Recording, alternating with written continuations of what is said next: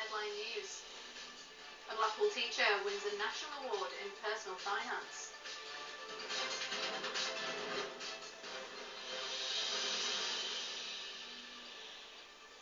Hello, you're watching Headline News. I'm Holly Green and very warm welcome to the programme. Blackpool Sixth Form were delighted to announce that one of their teachers won a national award this week. Danny Topping was awarded the Personal Finance Teacher of the Year award by Interactive Investor for his ability to jazz up the subject. Danny told That's TV why teaching children about learning how to manage their finances in a school environment was so important for setting them up for later life. Basically, we do a course here called Certificate Diploma in Financial Studies for post-16 students, a 2-year course, and it teaches them all about personal finance. So it's quite a sort of a lifelong kind of practical skill that they're learning.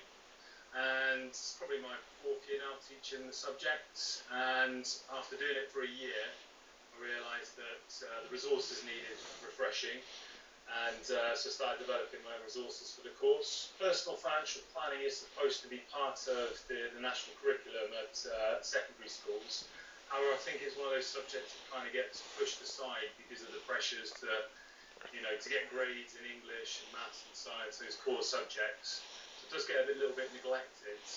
I think personal finance is important for everyone as a basic kind of life skill, and particularly Blackpool has quite a mixed sort of demographic, and there are young people that could be vulnerable to getting themselves into debt as they get a bit older, and so that's kind of quite a big motivation for myself, is to help young people learn about personal finance and how to manage it properly and to avoid getting into unnecessary debt, which is a growing problem in the country, and particularly over the last sort of 10 years we've had austerity measures and personal debt, private debt is growing. So yeah, that's a big motivation, is really to help young people in that way. Children living in parts of Lancashire which have greater educational needs than others are to be given more support under a new plan laid out by Lancashire County Council. The authority's cabinet has approved a new 3-year education strategy which sets 5 improvement priorities to provide a better framework for children.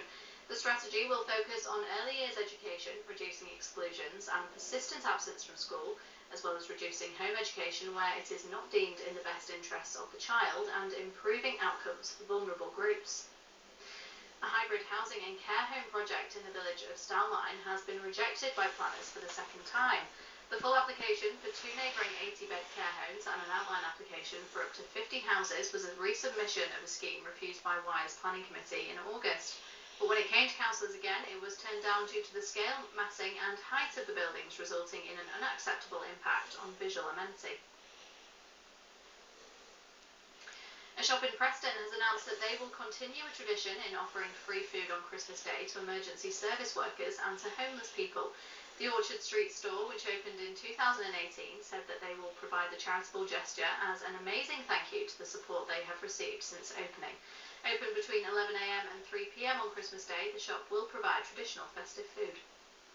And a quick look at the local sport now. New Preston North End manager Ryan Lau will make his managerial bow for the Lily-Whites tomorrow when they host Barnsley in the EFL Championship. Saturday's 3 o'clock kick-off will see the former Plymouth, Argyle and Bury coach manage for the first time in the second tier after Frankie McAvoy announced his departure earlier in the week. Victory for Preston could lift them into the top half of the division. Elsewhere, Blackpool make the trip to Derby County. And as always, we'd love to hear what you think, so please do get in touch with your views. Or if you have a story of your own that should be on the show, follow us on Twitter.